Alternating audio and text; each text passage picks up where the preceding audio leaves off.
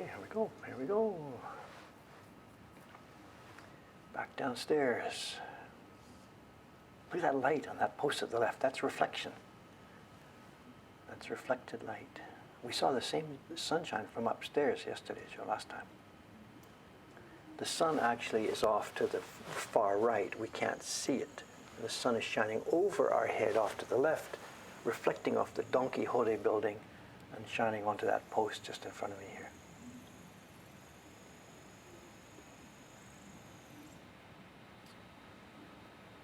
There we go. We're not directly below where the view was the other day. We're a little bit to the left from where it was. But,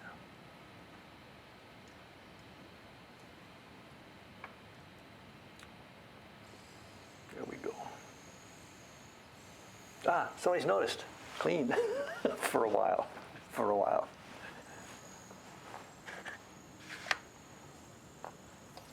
Clean for a while. It's got bubbles in it still.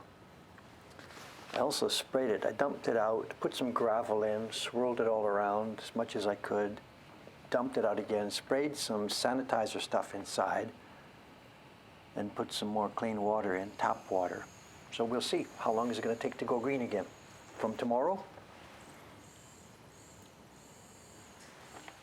I'm sure it's not sterile. It'll go green again.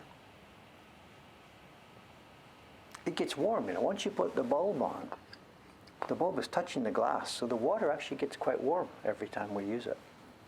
So it's heated and cooled, heated and cooled.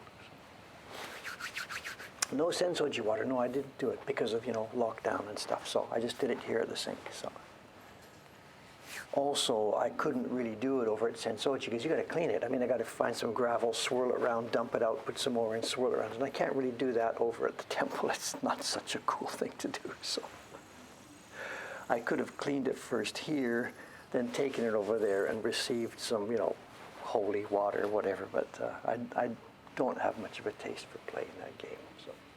So Sea Monkey Countdown begins. So lockdown, no difference to me. I just sit here. There's nobody here. Yamada-kun came over yesterday. He took hundreds of pictures of prints for the collection, but the lockdown doesn't affect me at all. I just sit here by myself. So no recycling today on Saturday, nothing. The recycle, actually, I didn't get the cardboard out on Thursday, and Aoyama-san was a bit pissed off because I didn't do it in December and didn't get it done in January. So the two of them have ganged up. They're going to send me emails next Wednesday night. Dave, take out the cardboard Wednesday night. So we'll see. Okay, let's get to work here. What's going on this morning? This just came back from Kubota-san. I just finished checking them yesterday, a stack of 60 of these. This will be back in our catalog. It's been out for years. It hasn't been in the catalog for years, and a batch has now been printed. They'll be coming back into the catalog. I should, I guess, go through these. We don't need to go through them all. Here's the results.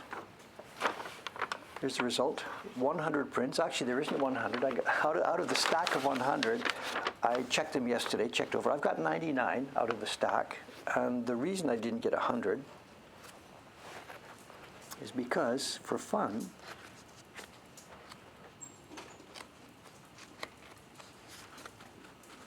what did I do with it? Oh, here we are. For fun, I left off the key block on one of them. And it's kind of nice. This print could have been done actually without the key block, now that I think in hindsight. It might have been more fun if it had had the border line and maybe a faint outline on the fish, put the eye in, and left the stones without any outline.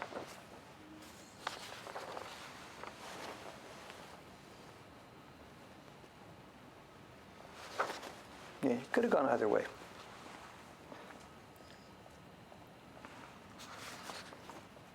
It would have been kind of cool, I think. Anyway, what's done is done. They go to Ome, and as I said, I've got to find my seal. They've got to be sealed and signed.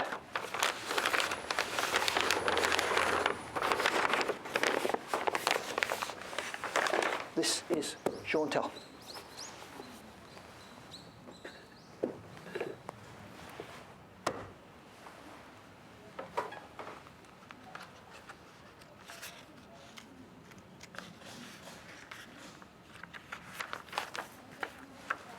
We're going to do it. We're going to do it, we're going to do it, we're going to do it. Did you see them the other day on the stream?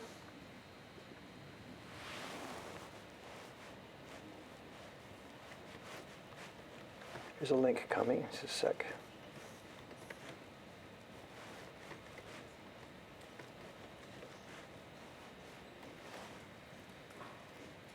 If I haven't screwed up the typing here, there's a link.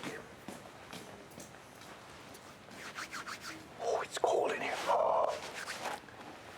The link there shows you the prints themselves. I didn't bring them down this morning. It's a set of 10 small, tiny yokai prints. And we've got the set from, it's whatever, pre-war, early Showa. We're going to make them. Lots of demand for them. We're going to make them. Kawasaki-san, who is our carver over in Kobe, she's currently doing the 3rd print in the Neko Hakke, the 8 Views of Cats series. But she's going to send me back a couple of blocks, probably tomorrow or the day after, and I need to do some more color separation work on that.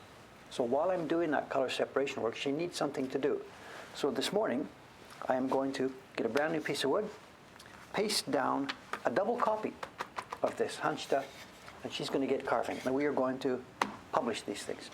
I don't know who drew them. We're stealing them. I'm breaking the law here by stealing them. I have no idea where they came from. Copyright law in Japan is death plus 70. So once after somebody's passed away. Oh, good morning, good morning. Oh, thank you.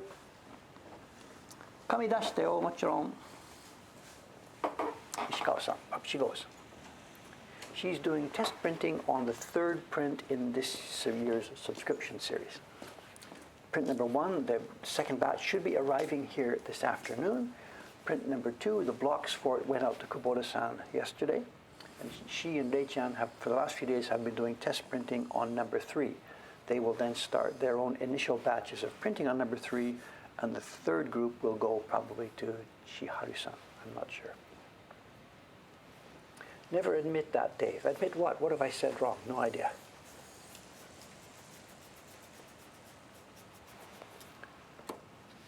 Copyright is death plus 70 here. Oh, stealing. I see.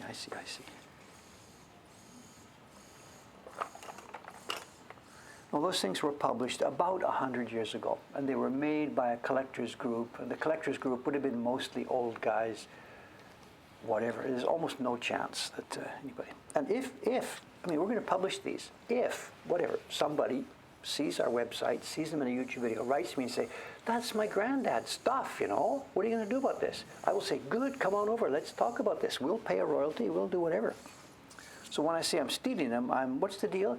You break things and ask permission later. It's that kind of approach. So, no, most places in the world now it's 70. All around the European Union and here in Japan, most places now it's death plus 70. America is an exception. They don't do it that way.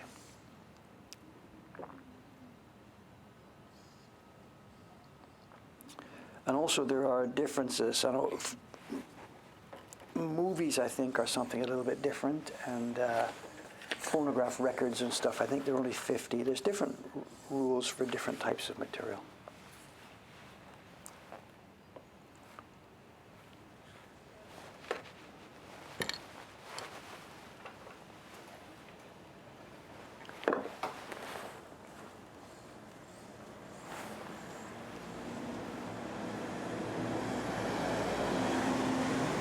Anyway, we're going to make it. We're going to make them. And it shouldn't take too long. It's going to be a 3-color print.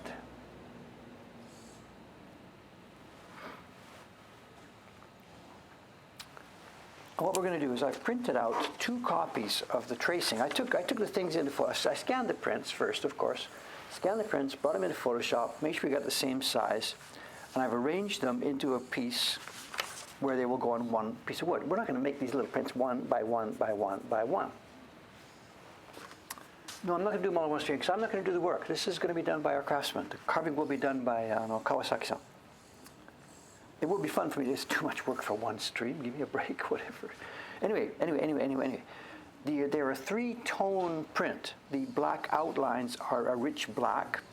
The characters themselves will be in a darker gray, and behind the characters, as you can see in the picture I linked, will be a lighter gray. So it's going to be a 3-block print and a 3 impression print. So I've printed out the first two to go on both sides here. And on one side of this block, she will carve just the outlines, which we want in dark black. And on the back side of this piece of wood, she will carve the characters themselves. Then when she sends that back to me, I will take an impression from the outlines, print it onto another block, and that will tell me where the backgrounds need to be. But I can't do that yet, because even though the lines are there on the block, she may not carve exactly on the line. So I can't prepare the tracing for the background color until she's finished the carving of the outlines.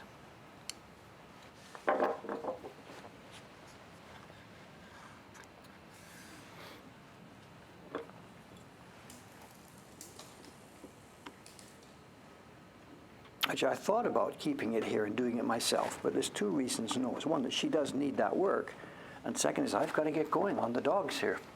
Okay, this is hardwood. I need a tap. Warning, headset people, warning, tap coming, loud sound coming, countdown. 3, 2, 1.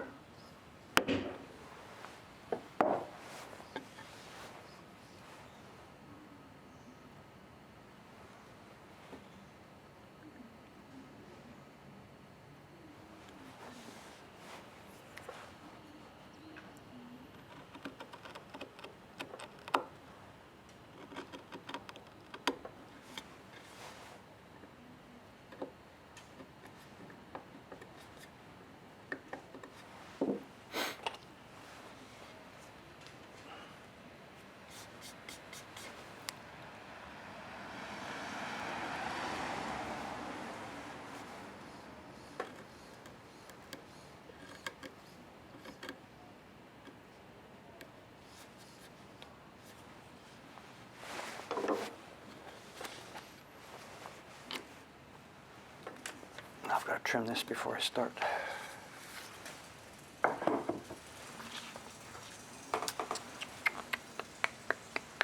Cutting board, don't have a cutting board.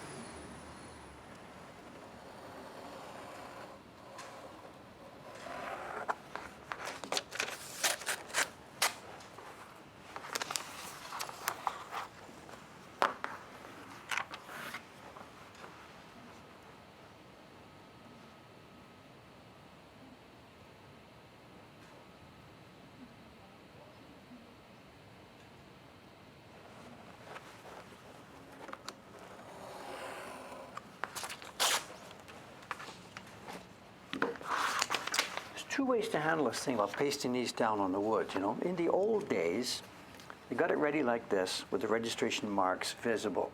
And this sheet like that would have been pasted down on the piece of wood.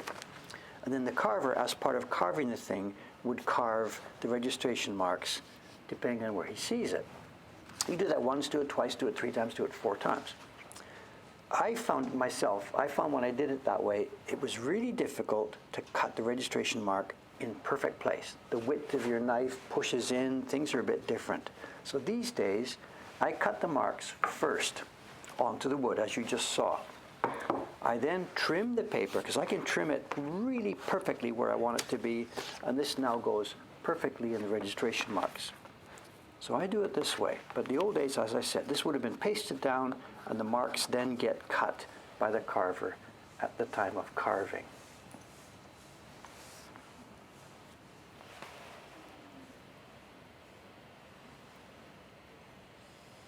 I did see that stuff at the end of the chat the other day. It did come through. Thank you very much. And I copied and pasted it. And when those prints do go online, we will use that information. Thank you very much for finding that stuff. I don't know who you are, whoever was that sent me that info. But I did see it, and I did copy it. Thank you very much.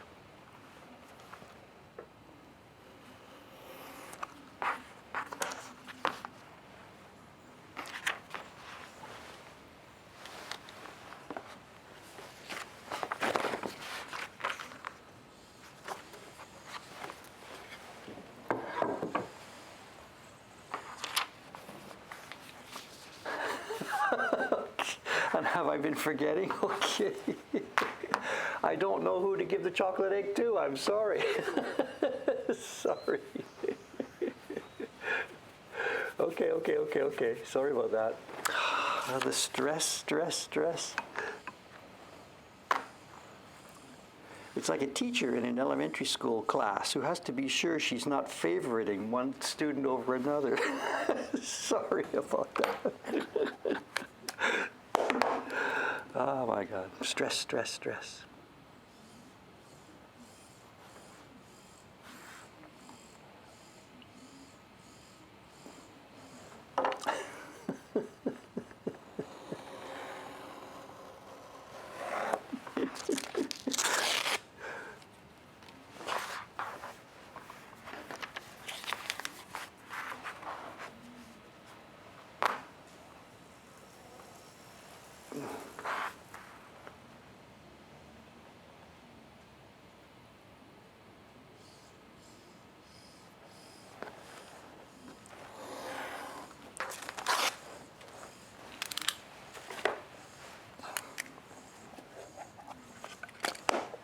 I don't know if I can catch all this conversation here. What's going on?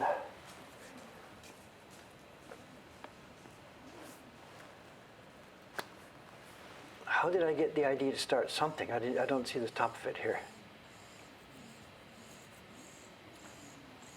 How did I get the idea to start YouTubing and streaming? I mean, this is not my idea.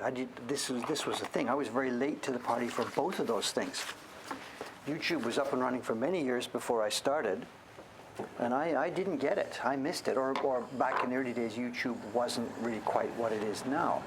I didn't get it. I was thinking a bunch of noisy stuff. People make terrible comments. I don't need to go there. So I missed it. I didn't catch on early enough. And I don't remember the exact, why did I start doing it? I don't really know. Part of it was that I had, instead of being an independent craftsman by myself, I had at that point hired people and started to make a wider workshop. So it was clear that we needed to get a wider viewpoint to help expose our work to a lot more people. So as one of the things on how am I going to do this, there was no Twitch back then, but YouTube, I made a couple of YouTube videos as an experiment, put them up and just started from there. So this is no genius move or something like that. This was just a slow evolution, one thing leading to the next thing, leading to the next thing. I'm no genius, marketer or whatever.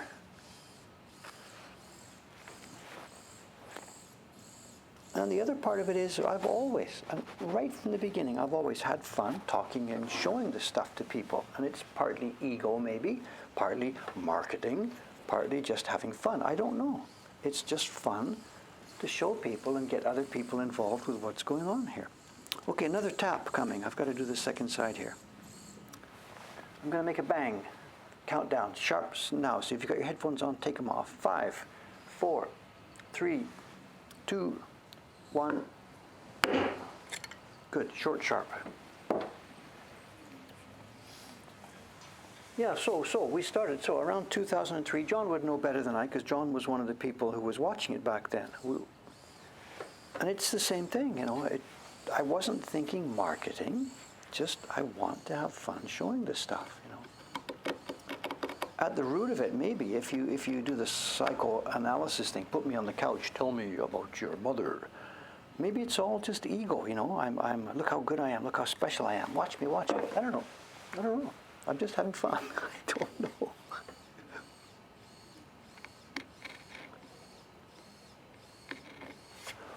It's probably about the ego, I think. I don't know.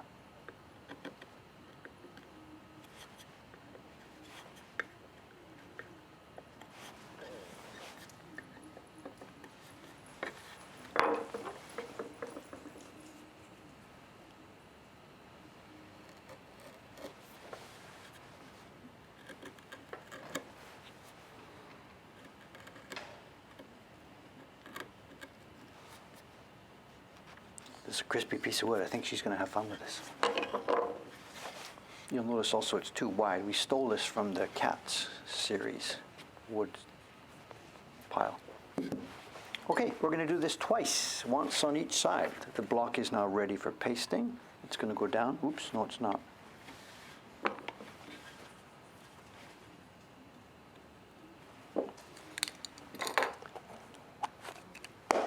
We're going to have 2 peels today.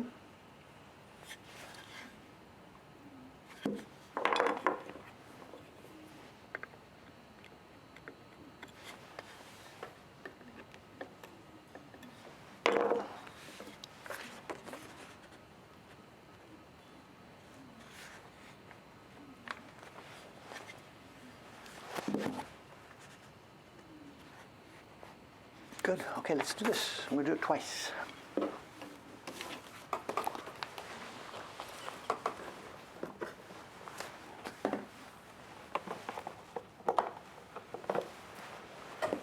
Oh, the glue is cold. This is not so good, you know. When this glue is cold, it does not behave well.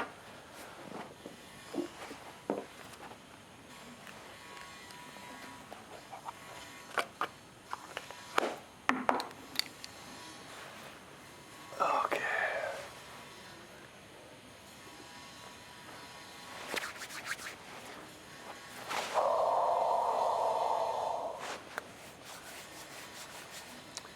Flyfish is saying, I missed the registration block method and the capability to adjust the margin widths.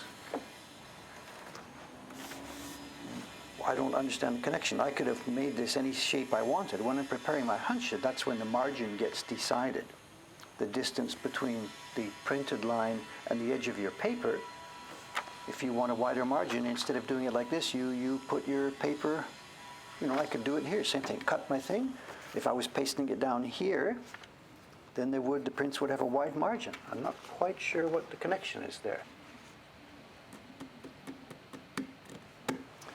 Yeah, I can put the glue under my jacket. It's going to take too long to warm up. I think we're okay.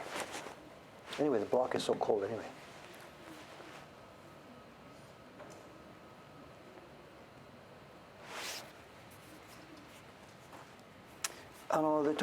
Some people, what some modern workers do here is they stick on their registration marks.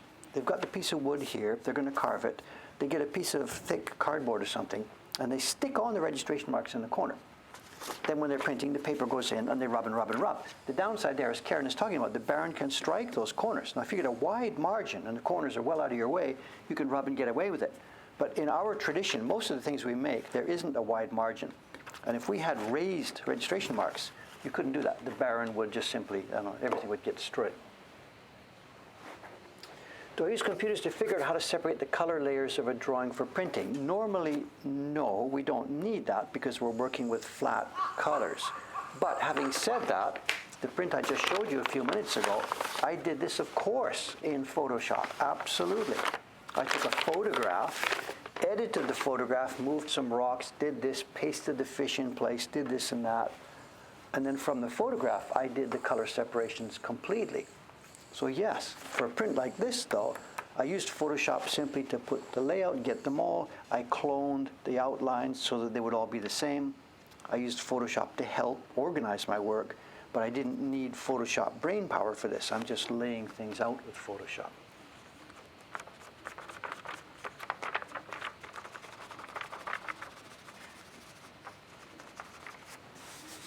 Let's try this. It's cold glue, but I think we're okay. I think we're okay.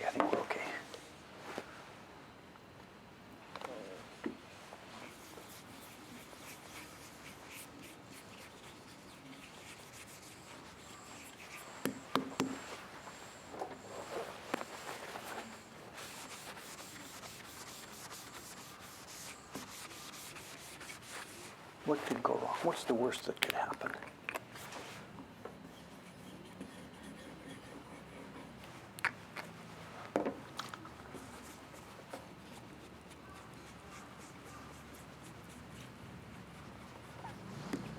This is key. How much glue, how much moisture? I can't possibly describe this.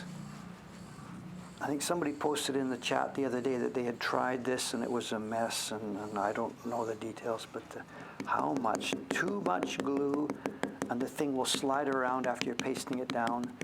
Not enough glue, and it will tear up while you're carving. There's no words I can tell you. You just try it and try it. And none of this is critical, because if it screws up, you just print it out and start again.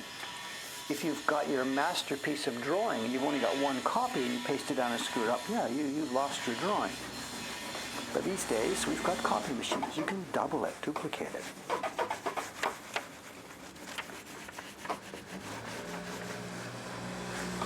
What's the Gumby? I think it's the 5. I think we're going to get a peel here today.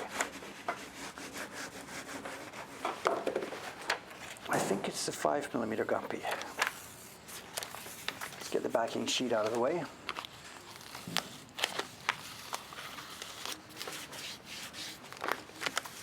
Yo-sho.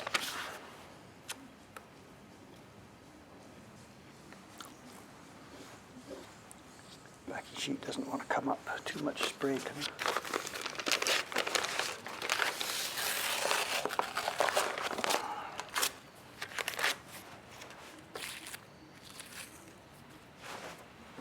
Okay.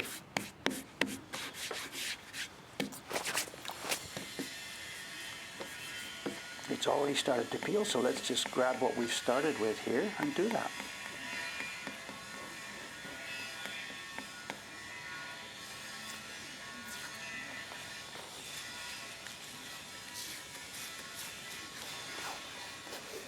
Let's just do this. Look at this. Look at this. Look at this. Look at this. Look at this.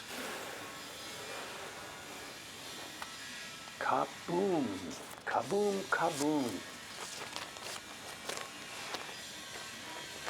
Is getting a good peel dependent on the axis on which the peel is attempted? I don't know. If you come, what did I do? I came from the corner and tried to come across like this. And sometimes at that point, it won't go to the edge. It'll break here and peel down because pulling it sideways. That's why you see me usually, I go all the way across one end so I can pull straight normally at a 90 degrees down. So today we started in one corner and I got away with it. It went all the way to the end and came off. Good, good, good, good, good. Okay, terrible pre-peel, but wonderful peel. Good. And so again, we've got a real piece of Gumby. And I swear I could do this again. We could do this again. There's enough body here to draw it, spray it, photocopy it, put it down, and you could peel it again. You wouldn't get a thick, rich peel, but you'd still have to peel off. You could do this again. Incredible paper. Absolutely incredible paper.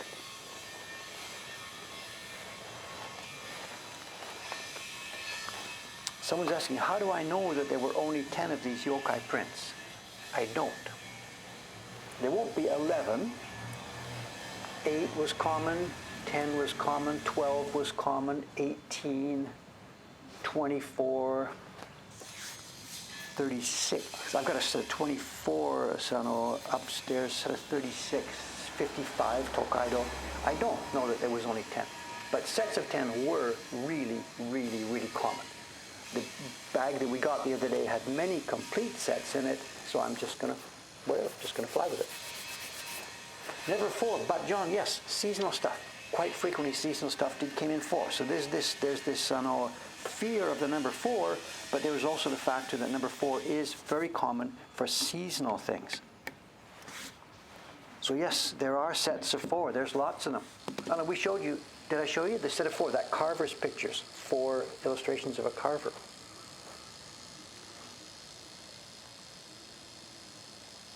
Someone's saying, Dave, I've noticed many of your blocks seem to be same size anymore. Are you going that way? I'm not quite sure what you're saying, but when we publish prints, yeah, size is an important factor. The print size, for the most part, is determined by the size of the major washi sheets that we get. So when we've got a sheet of washi at a certain size, there's no way you would make a print this size because you could only cut 2 and you'd have a lot of waste left over. So our prints and the print series are decided by the size of the washi paper. Exterior mic is picking up noise. Microphone 2. Cut it down. Testing 1, 2, 3. This mic is here. Outside mic is now, it's now off. Infinite dB. Construction noise where? From next door, I don't hear anything at all. I hear absolutely nothing. Anyway, let me know.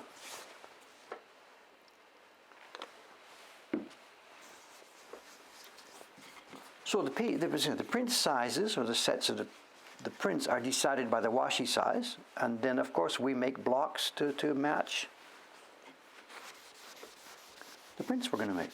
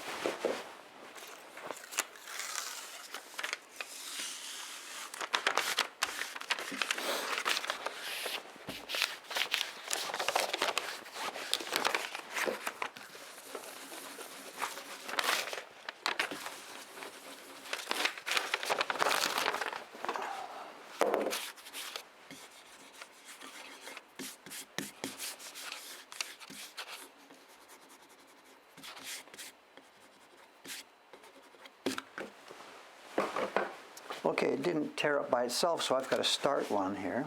Let's get rid of the extra.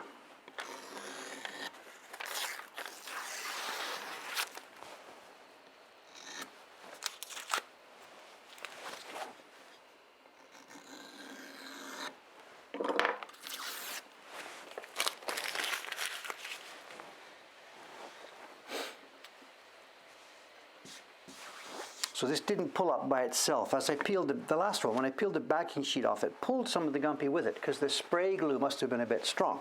So it gave me a clean start. This one didn't do that. The spray glue must have been quite light, so the backing sheet comes off cleanly. But that means now I have to start myself. I've got to start this thing. And we could live dangerously and just start from one corner and try and peel off sideways, but as you've seen me, normally I like to get... Should we try that? Should we fool around a little bit here? Should we try peeling from a corner and see if it comes across? It might break here. You guys are all so tight with these scorings.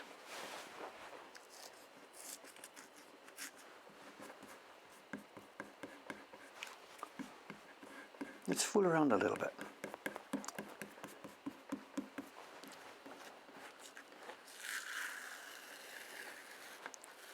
We got it. We got it. We got it. We got it. We got it. Good, good, good, good, good. Living dangerously. Look at this. Ooh-wee.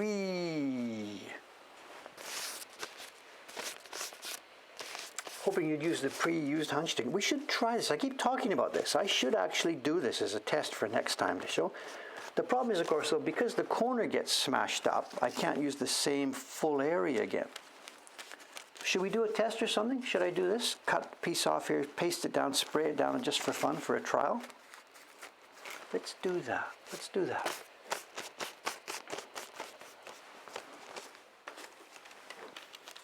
I'll put these aside.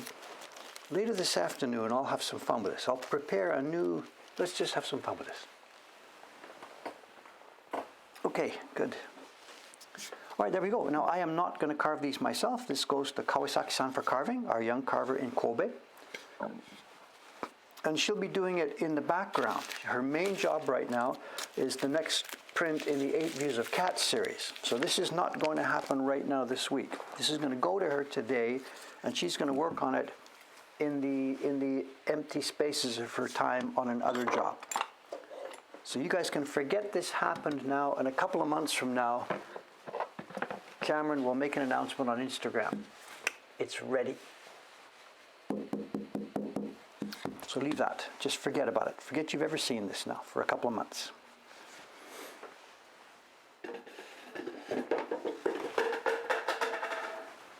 Time for some real work.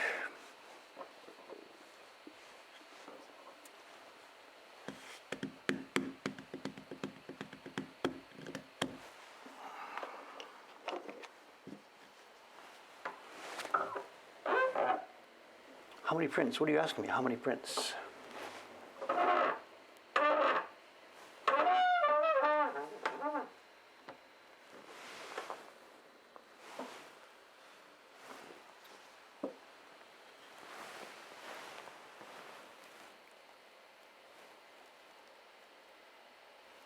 Okay, let's organize this. Where are we going to carve today? We're in the middle of a flower. I see where we left off the other day. We left off where, a week ago or so.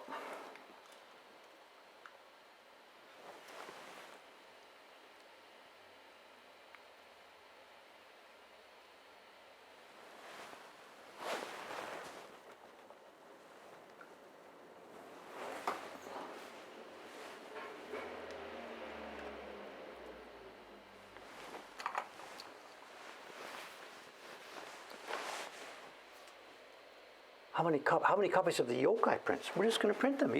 We'll print a batch, put them in the shop. When they're sold, we'll print more. There's no limit. We're just going to make prints.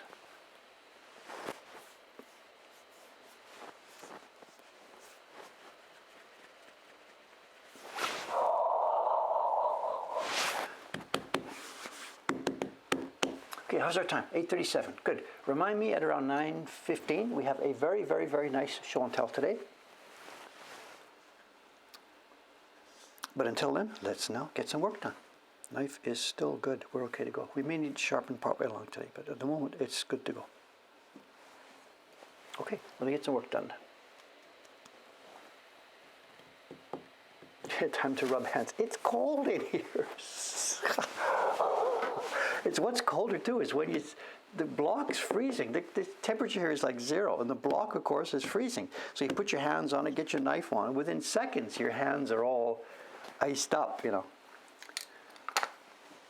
Whatever, that's life, that's life, that's life.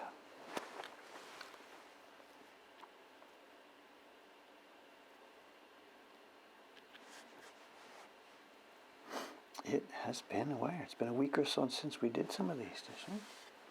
When did I last do any carving? This is what my life was like back when I worked all by myself. It would be a couple of weeks of carving, and put the tools away, and a couple of weeks of printing to make a couple of 100 prints. Then get the carving tools back out again, and it's rusty as hell.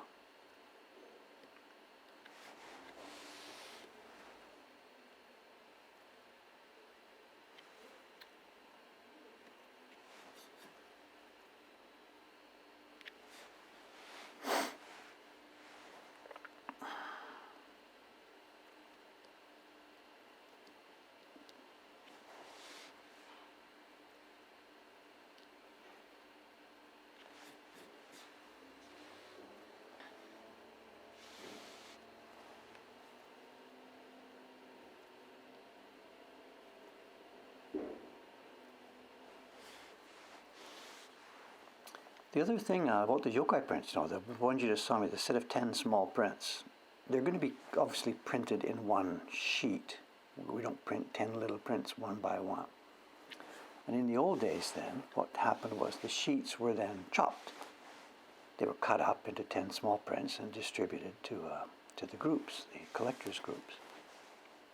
And sometimes, as you can see in some of the sets in our collection, they would also prepare woodblock a little paper envelope. So the main group of 10 prints would be made as one single sheet. The publisher's staff would then chop them up, and they would be put inside a small little envelope and distributed to the members then. So we were trying to decide what to do. Do we, after we do our printing of those things, 10 prints in one sheet, do we sell it as a single sheet, or do we sell it as a set of 10 prints? Do we do the cutting? And I think what I'd like to do, my current thoughts on it, is that I'd like to also design and carve and print a paper envelope for it, because that kind of work hasn't been done recently at all. So my current thinking is we will carve them as you saw it there on the paper. After the printing, we will chop them up here into small prints, and they will be packaged in a woodblock printed envelope with the date, like whatever, 2021 Hong Kong Yokai series, whatever. With something inside also explaining what it's all about. So that's the current thinking, but I'm open to suggestions on what you think.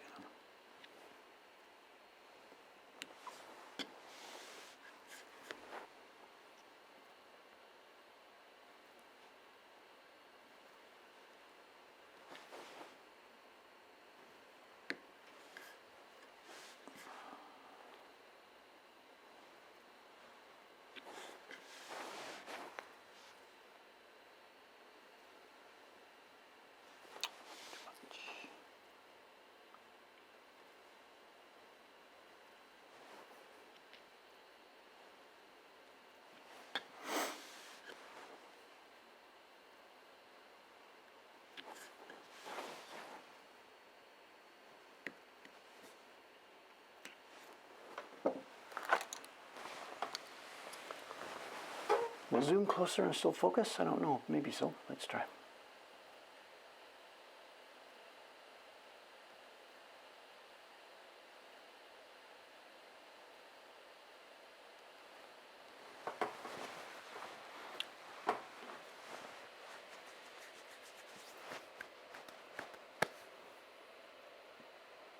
How many blocks will this print be? I don't know. It'll be 7 or 8. The yokai thing is going to be 3 blocks, three colors: black, gray, gray. Oh, Jacques is here. Good morning, Jacques-san. Hello, hello.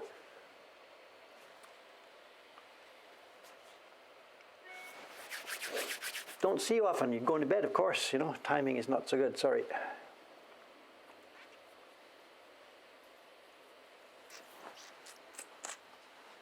Construction next door is really proceeding apace now. I know yesterday, over the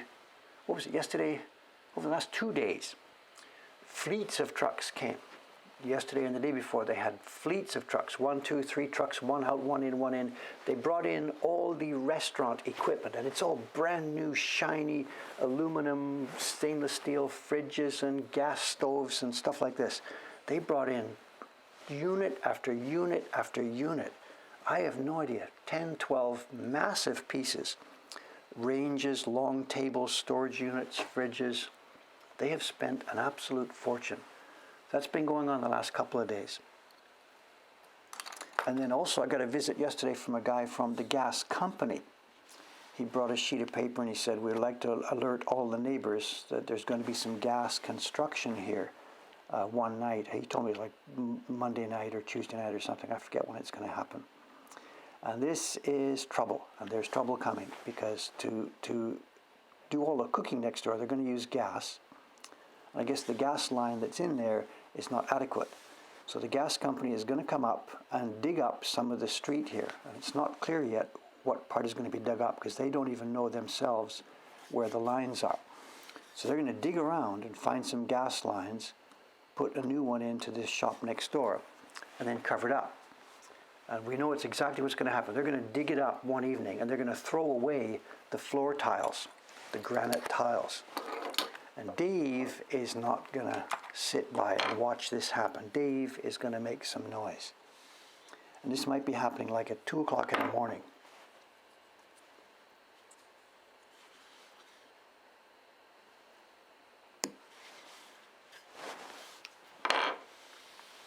And I know they got to dig it up. There's no problem. I can't argue against that. But when they dig it up, they should preserve.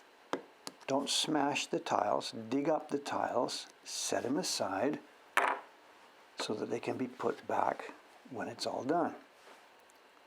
And the construction company does not want to do that. They just want to get in there and get out as fast as they can.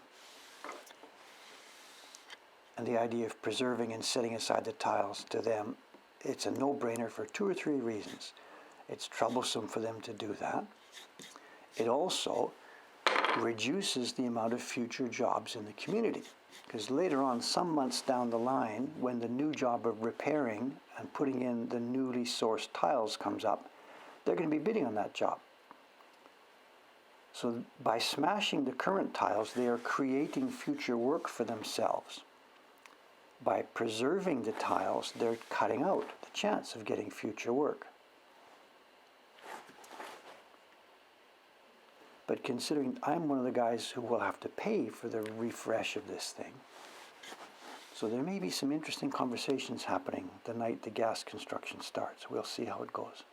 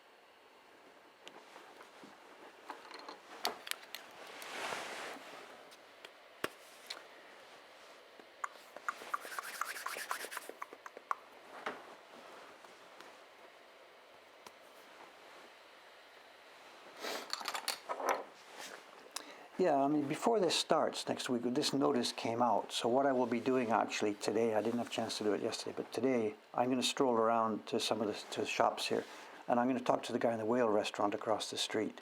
He's the leader of the association here. And I'm going to chat with him about this. And the problem is, as I told you, the construction companies, they want extra work. So it's in no benefit to them to preserve these tiles.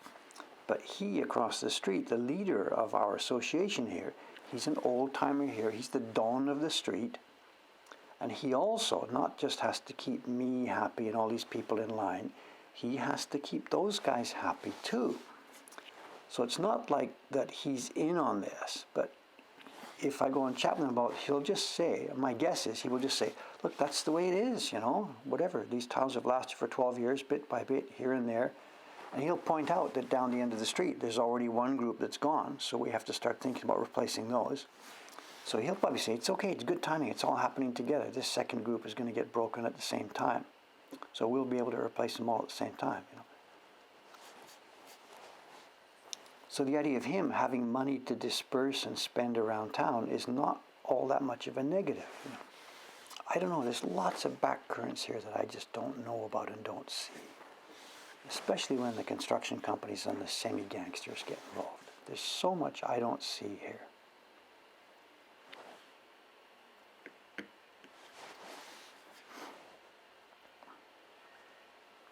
I'm the new kid in town. 6 years is nothing.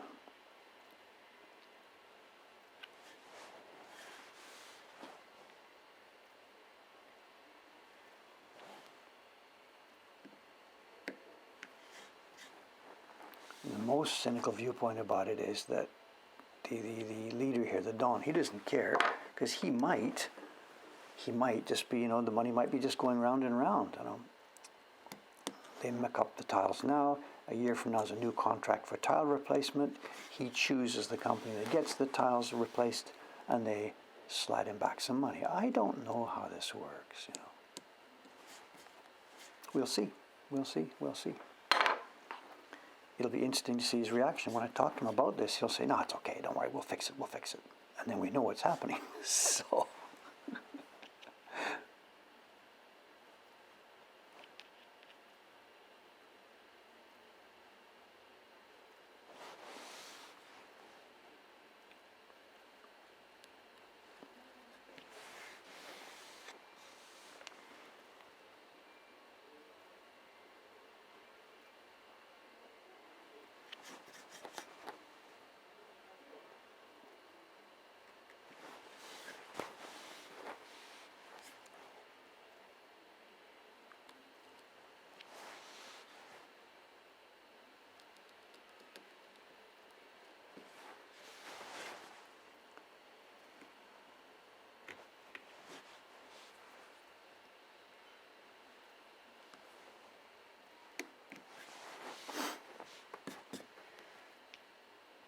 Now I can hear that noise. There is this construction out there somewhere. What are they doing somewhere? It seems to be some distance down the street.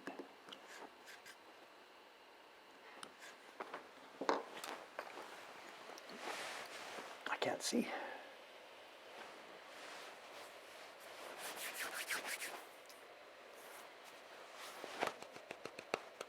Yeah, so I'm a new kid. Both things are true. Both things are true. I'm a new kid in town still for a number of reasons, because I'm not Japanese and because we're new in this group. But on the other side of the coin, 6 years, as somebody's pointed out here, 6 years is a good track record. The shop next to me is now in its third incarnation since I've been here. There was a shoe store, a kimono store, and now it's going to be a bar. So yeah, we are building cred here, you know. The fact that I've survived for 6 years. But both things are true. I still am a new kid, but bit by bit by bit, we're developing credibility. Especially now too, that we're surviving during this pandemic thing, you know. Although they don't see that. That's funny, you know. The other merchants on the street, all they see here is a closed, dead shop.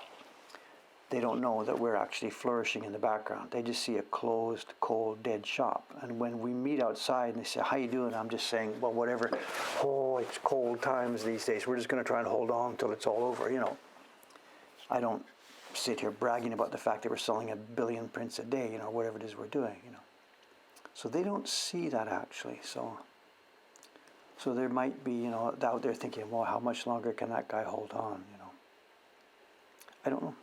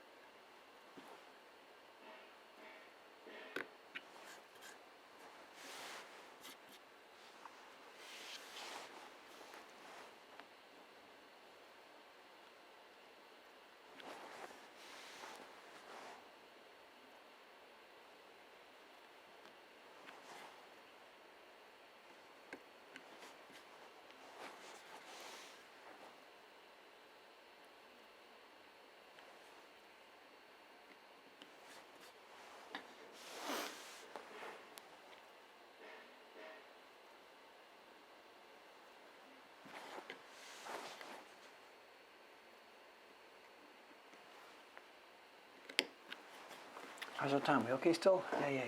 Good.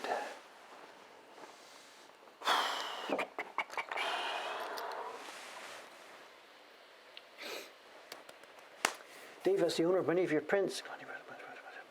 Thank you, sir. I don't know who everybody is here, but no, thank you very much. Thank you very much. It's fun. People are enjoying our work. It's just as much fun for us. Thank you.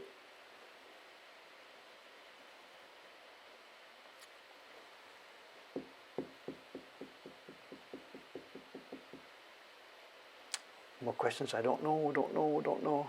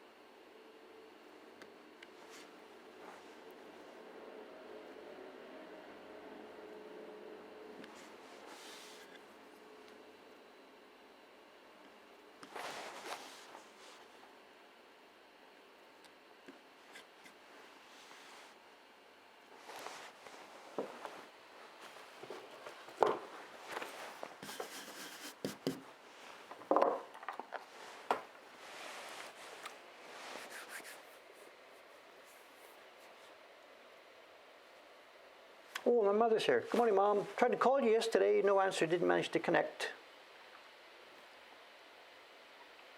Taran-san is here too. Saturday. Soka. Taran-san is here. Good, good, good, good, good.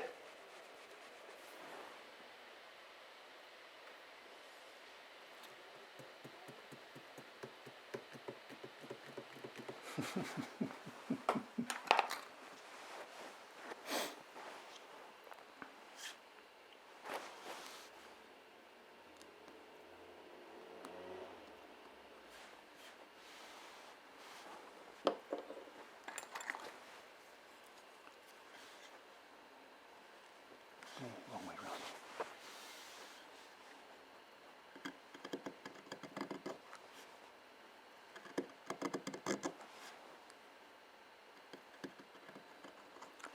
around. Taran-san, the lockdown thing that's happening now that started the last couple of days, is that affecting your school? Are you like off? You're going to have more free time carving?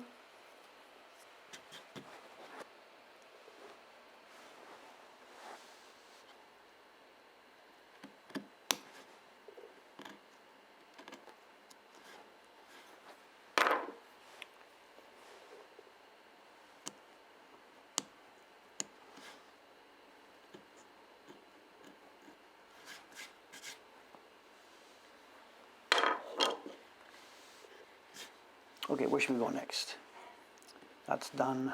That's done. Where to next?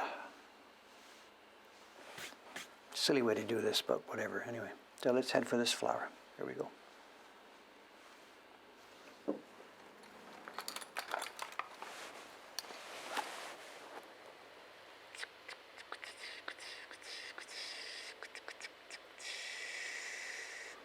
School's still open. Soka, soka. There's no difference. Can't be helped then.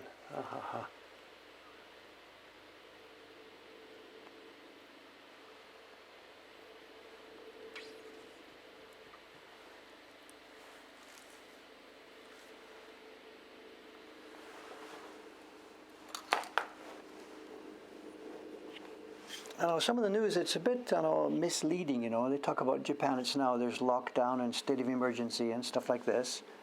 And yeah, it's not so good. But what this is about is more of an avoidance mechanism.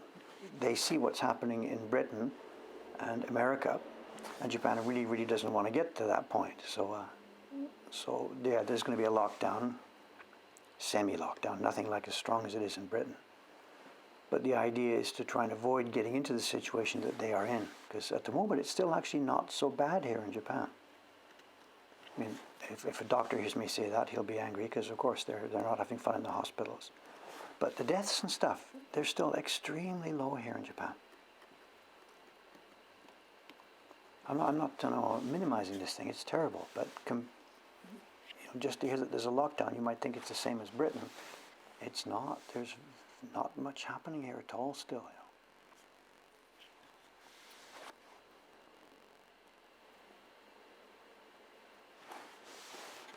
But I think we're still at the stage where on any given day in America, as many people are dying as have totally died in Japan altogether. I think it's still at that kind of level. So.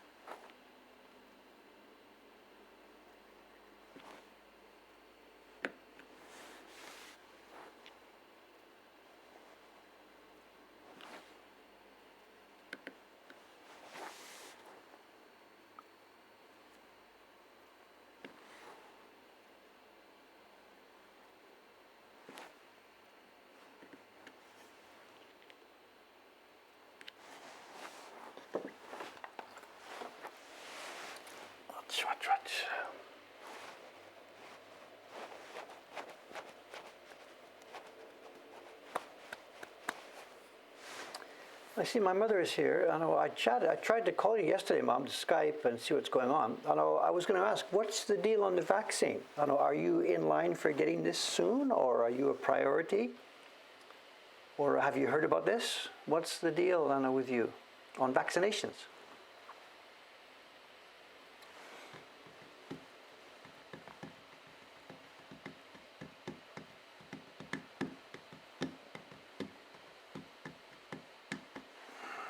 Lockdown's name.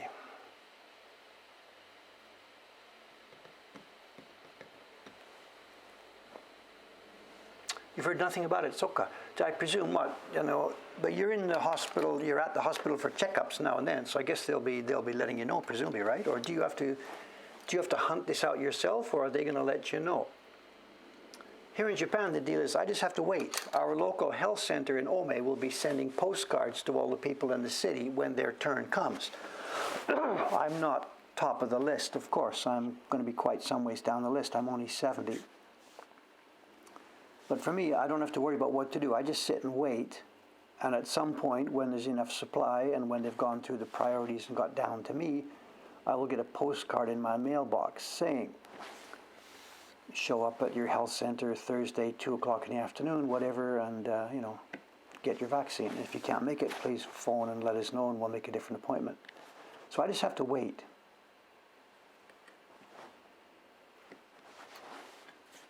I'm in group 2 here in Japan. Group 1 being the medical people. And I'm in group 2, which has been defined as everybody over 65, which is like 40% of the country. I don't quite think that's how they should have done it, but I think they're trying to mollify people by doing it that way. I don't know.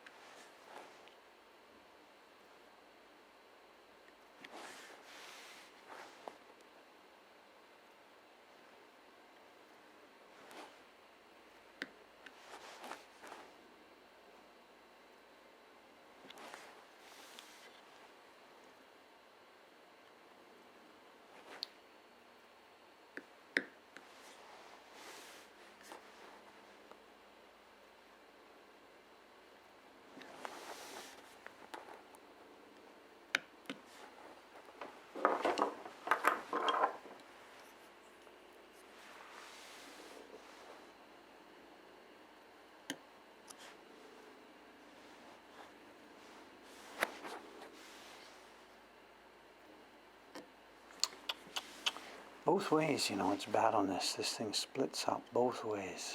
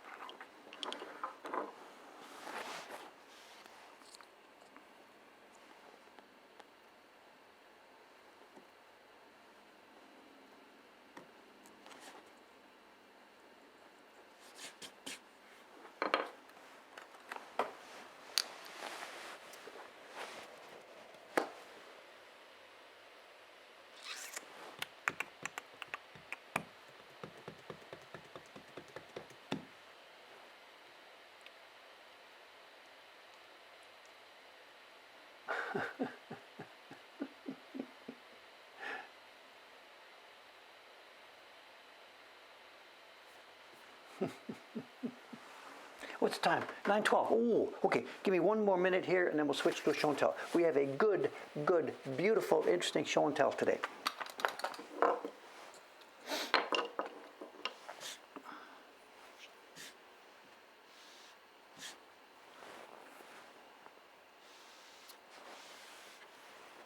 I know a few weeks ago I zipped back to Ome. I had to do a bit of work and there was a problem with our sewer system, so I had to do some stuff on that. So that's all finished and cleared up now. But while I was back in Ome in the middle of December, I grabbed a couple of things. Before I came back to Asakusa, I grabbed a couple of things off the storage shelves there. We have quite a lot of our collection materials are stored in Ome. And there's really no room to bring them all back here to Asakusa. But I grabbed a couple more things off the shelf there. And it's fun. And when I get to Ome, there's things, because I don't live there day by day, there's things there I don't see. So there's stuff there I haven't seen for years. So I went to the collection shelves and picked this and picked that. And I sat there, I haven't seen this. How are you doing? And whatever. So we've got something here today. And then later on next week, we'll see a couple more things that I myself haven't seen in years.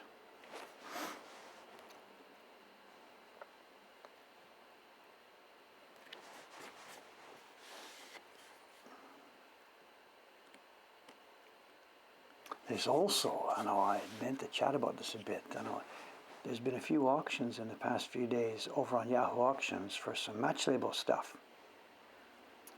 And the world has changed, it seems. And if you go back a year, 2 years, whatever, nobody is bidding on that stuff. Nobody. Anytime an auction came up on Yahoo Auction for match labels, just whatever, I usually just get it because nobody else is interested in this. But now it's changed, and a couple of things, I lost a bunch of auctions the last few days. There were prints I really wanted to get. Too high. And not just too high, like one other person is bidding. A bunch of other people bid, like, how much? Are you crazy, you people? There was one, they went for about $1,500, a little album of prints that I wanted to get. $1,500. And I was like fifth in line. I quit somewhere around $1,000, and so it's crazy. I really should never have talked about this stuff. I should just have kept quiet about it, kept it all to myself.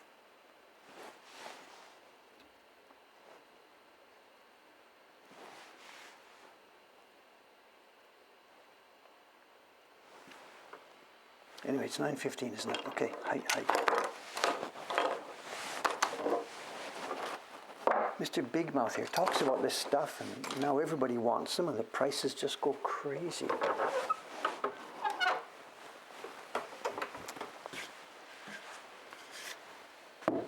This is 202. I get sometimes this comment comes in the chat here, and sometimes I get an email. And over the past week, this same email has come two times. I shouldn't exaggerate. So it says, David, I want to get some of those match label prints. Please teach me all the keywords you use on auctions, because I'd like to get some. And somebody sends me this email. Maybe it's one of you who is watching this today. And someone said, please teach me all the search words you're using, because I'd like to get some of those. And I'm like, no.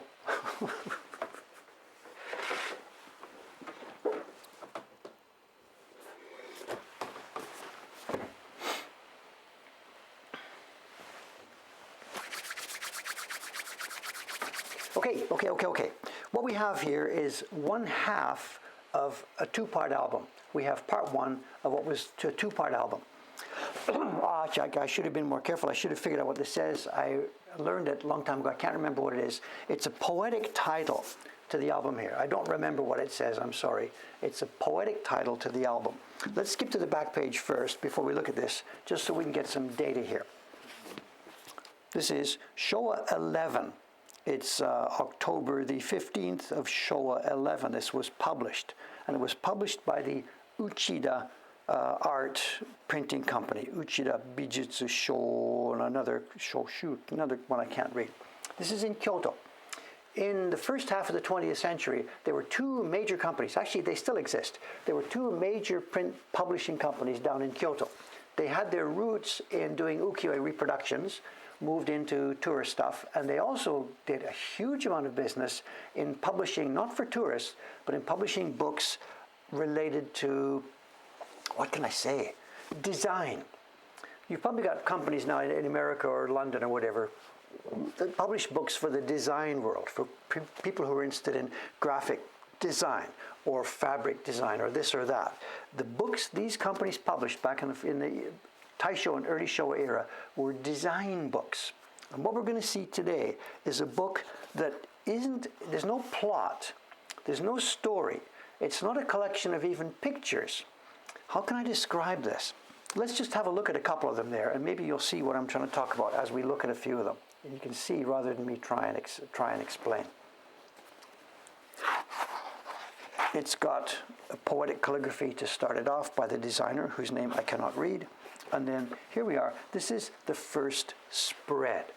I bet let's zoom out first so you can catch the whole spread, and then we'll zoom in. This is an album form. It's bound in that what you're looking at is a single woodblock print made first as a single print. And after it was made, it was folded inwards. And then the prints were all made that way. They were then glued at the cover, at the edge, and glued at the spine. So this is what you would call an album format. And it's a woodblock print of design elements. Design elements. It's a cherry blossom shape, cut 1, 2, 3, 4. There's some kind of background. It looks a bit like trees in the back. There's another cherry and leaves. There's a bit of lines here. These are done in shiny aluminum pigment. What's it all about? It's not a picture of anything at all. Well, did I say volume 1, volume 2? Did I get it wrong? This is up. Yeah, this is up. This is volume 1. It's jo-ge, up, down, and sometimes jo-chu-ge, up, middle, down. It could be volume 1 of 3 volumes, actually. It could be 3, as Kantar is saying, sorry. All I know is that it's volume 1 of what would be either 2 or 3. If it was more than that, it would have a number. It would be ichimaki ni san yon go roku nana. And my guess is it's one of 2. But how do I describe it? What is this? It's just design elements put together for play, for fun. Let me try and get some angles on this so you can see. There's lots of here. You can see the shiny pigments. They've used a mica powder mixed with the pigment. Look where my thumb is here. There's mica powder mixed with the pigment here.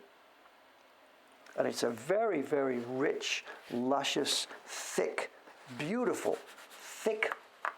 Oh, I could get a knife and fork and eat this. It's just so beautiful, rich, thick Hosho paper. Doesn't come any more expensive or any better than that. What's the book for? Who bought it? People that just want to drink interesting design.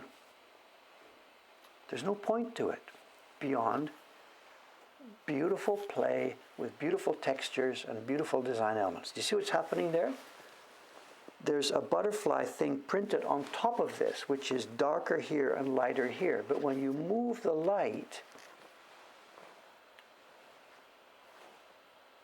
and there you are, there's another one down here, another butterfly, which actually was invisible under a different light. There it is. All these design elements have names. I'm not an expert in this field at all. This particular idea of this sort of paint dripping down from the bottom and coming up from the top has a name. It was an iconic thing that was used here and there all the time. I'm not an expert in that field at all. I don't know those things. There's seasonal mixing that goes on. We've got a bunch of different floral items here. What season is this? It doesn't seem to have a season. We've got, I didn't even reckon, there's lilies, there's cherry blossoms, there's something else I don't know the name of. There's no specific seasonal touch. Why orange, blue, and purple? Just because it looks beautiful. The stain here is because the opposite side has been pressed against it for years and has stained. And actually I should put interleaving in between the sheets here. And it goes on page after page, and it's just a beautiful object, made for no other reason than being a beautiful object.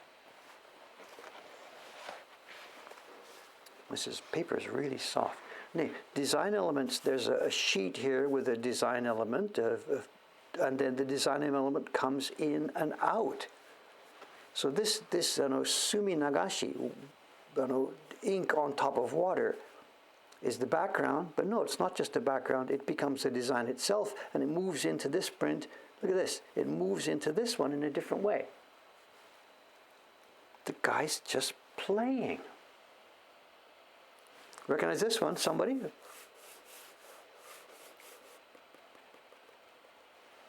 Somebody should recognize this one. I stole this years ago to put into my Hunger Treasure Chest series.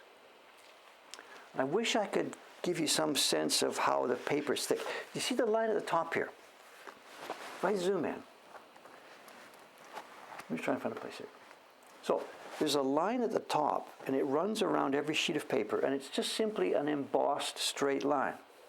That's all it is, just embossing in the paper to frame these things and to set them off.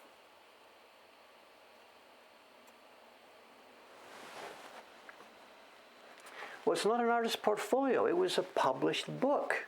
This was a book, a series of albums. It's not a portfolio to show, here's what I can do. This is an actual product in the marketplace. Gradation, gradation, gradation, gradation, gradation, gradation. Gradation on every single one of these petals.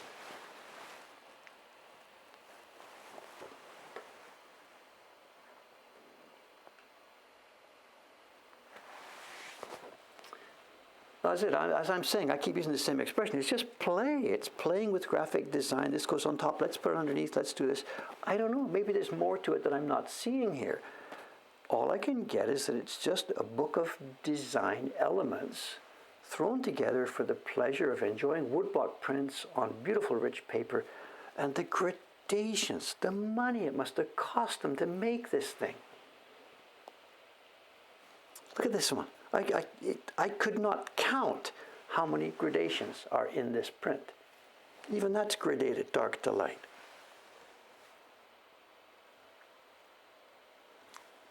The other question is, who bought this stuff? Who was it for? What was the market? Now, Dave's geeking out on this and enjoying it because I'm a woodblock crafty type person. But the customers back then in 1920, whatever it was, 1926, oh, look at this one. This is so cool. I'm sorry about the stain in there. That's from the other side. But look what they've done here. Look what's happening here. We have, I got to catch this in the light. Oh, you can't see it. Just a minute. I got to catch this in the light.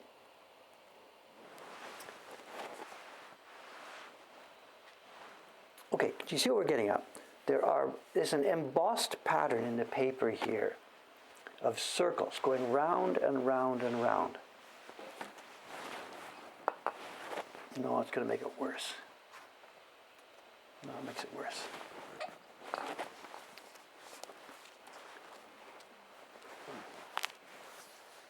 There's an embossed pattern of circles going round and round and round and round. It makes it look like water, the surface of water. And the center of the round and round and round is right here. There's a cherry blossom falling, falling, falling, and it is about to hit the water. In a split second, it hits the water, and it'll perhaps make ripples. The ripples are already there, and in fact, this pattern in the background here, this leaf pattern is a reflection on the water. It's distorted here as though it was distorted by ripples. But the ripples are from what? This object falling, the cherry blossom, hasn't yet touched the surface of the water. Like, what? It doesn't matter because it's so much fun. Can you see it there?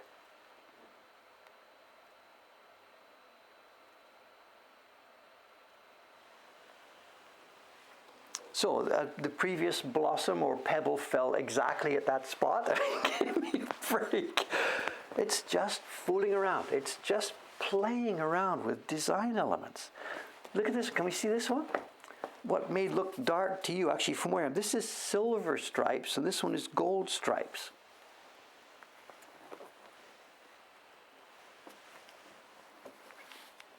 Gold colored, it's bronze. This one is bronze powder, and this one is maybe aluminum powder. I don't know.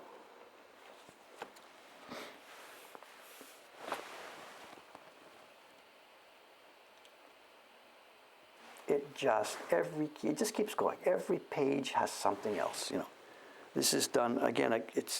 There's silver, there's light green, and there's dark green. There's three. The leaves and lines here, the cascading flowers, are in three colors. You can see the gradations now. The embossing, you know.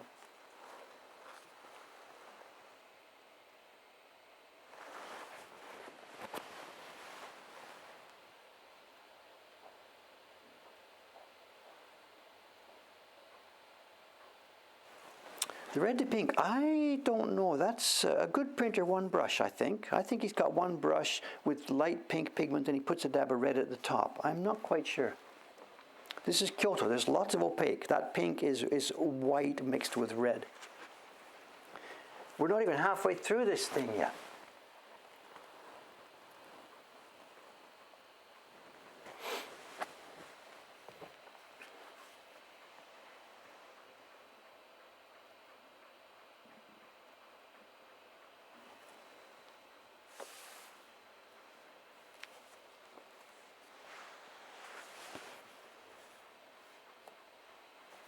This again, it's aged a bit. What you're seeing here is not part of the design. This is done a transfer. This one is aluminum powder, and it's been closed. It's transferred over onto this side. Neckties? I don't think it's neckties. And all of these sheets, there's metal powder all over these things as you move your head as the light changes.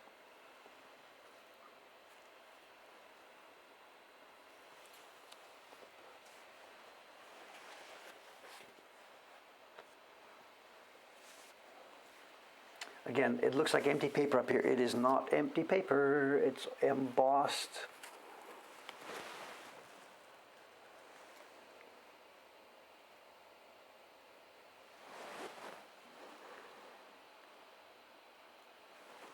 Part of it is blind embossed, part of it has delicate thin pigment, and it's a gradation. I don't know if you can see it. It's light brown going down, and it's delicate purple coming up. This is printed twice, once from the bottom and once from the top.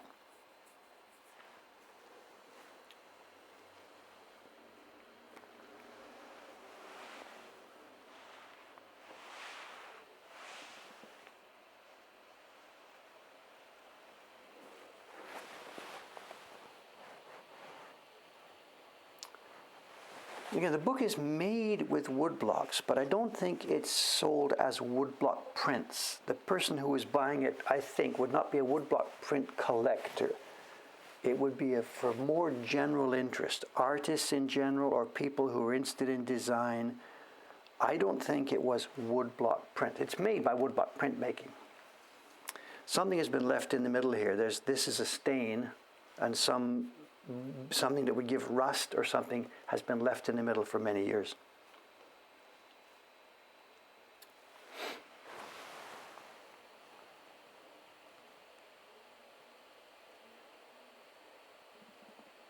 There was lots and lots of this stuff published. We've got quite a few of them in the Omi collection.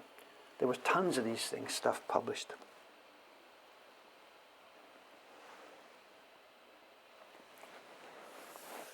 Recognize this? I stole this one as well.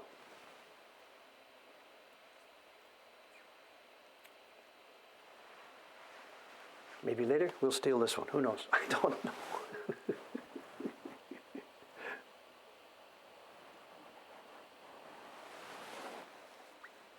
For how much? How much did it cost me? There's a price sticker at the end. We've got 4 or 5 more pages to go, and the price. Oh, look at this. This is pushed up. If I go to the back here, I can feel with my finger. These butterflies are different from the previous butterflies. These are not embossed. These are pushed up. It's kimedashi in Japanese. I don't know what it's called in English. It's the reverse of embossing. It's debossing or whatever. I don't know what you would call it.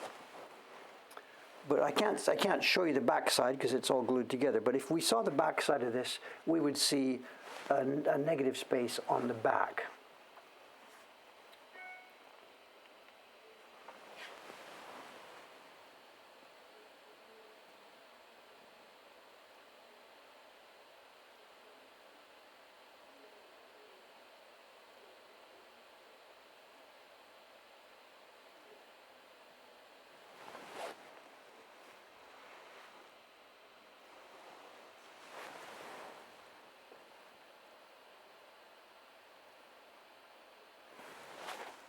Just play.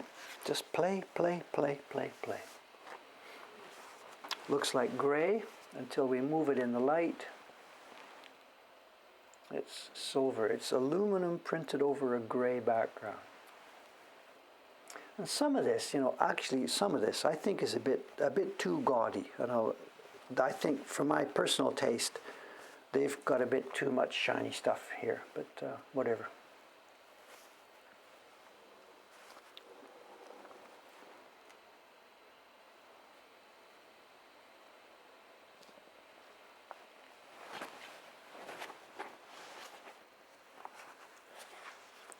Oops.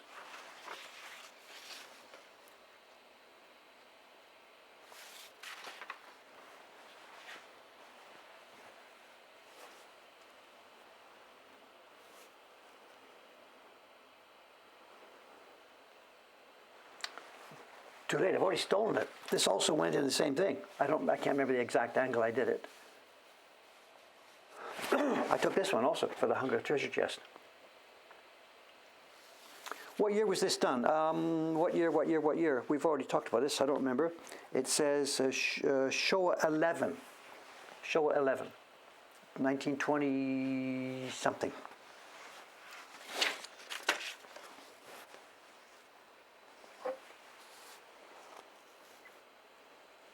Some of the pages are more attractive than others, some are less successful, but what can you say?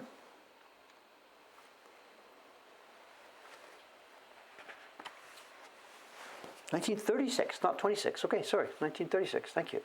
Oh, I like this one too. I don't know how much it can be visible to you. There's oxidization here. There's a. Can I just let me try to move around. Okay, there you are. There you see. There you are. Oh, look at this. Star Trek warp drive.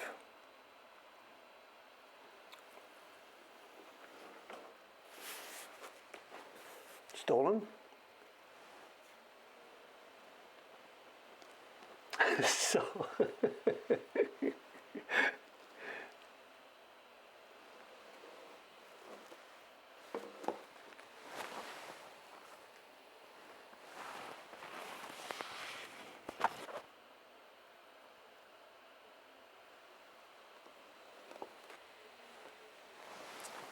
I don't think there's a gradation. I'm not sure.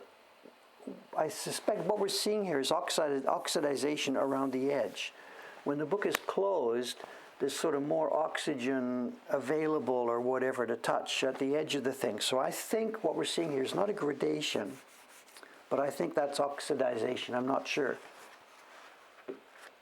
I could stand correct on that. I really don't know. So, haven't stolen that one yet.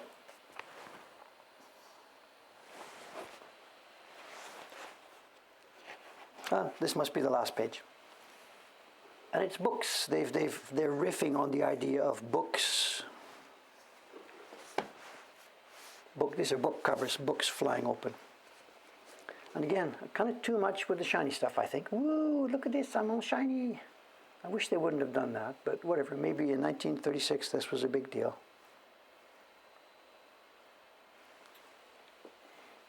Descending books. So honk, honk, honk, honk. Okay, there we go. There we go. And I left the dealer's price tag in. 5,000 yen. 5,000 yen.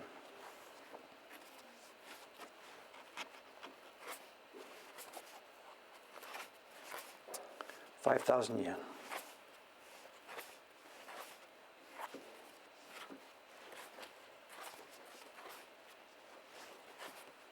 I was trying to find the cherry blossom one. Where is it now?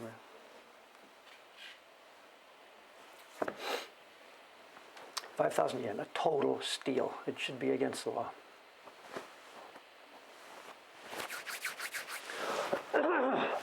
Shipments incoming. So that's the Takubin guy.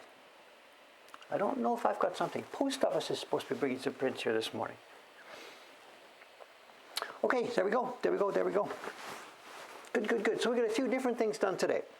How long ago did I get this? This is old. I've had this for a while, a couple of decades at least. 20 years maybe? I don't know. I'm sorry. 20 years maybe. And the 5,000 yen, that's a 20-year ago price. It would be probably something more than that. Okay. There we are. This is, at the moment, it hasn't been photographed yet. I've brought it to Asakusa now, so sometime this month or next month it goes in the pile here. Watanabe-san will be shooting this, and this will be in the collection somewhere down the line, whatever, somewhere down the line. So, okay, today's Saturday. I will be back here Monday morning. Almost certainly the stream will just be a repeat, not a repeat, it'll be a continuation. I will be working on this key block, I think. I can mention about printing, I really enjoyed the streams upstairs last week while I was printing. I've avoided, for over a year now, I've avoided printing because of the difficulty of setting the damn thing up, all the cameras and cables up there, and then the difficulty of actually being able to print nicely while talking, which is difficult. The print I was doing last week, luckily it was wet printing. It didn't much matter if there was a bit of mess on the paper, it didn't matter. But I will now try and incorporate more printing into these streams. It's not going to happen on Monday, but I will try and incorporate more printing now that I know that we can actually do this. So anyway, there we are. Okay, I'm off. I'll see you Monday morning, Sunday night for most of you. Thanks very much. And I am now going to get a hot, really super hot cup of decaf coffee. See you later. Thanks very much. Bye-bye.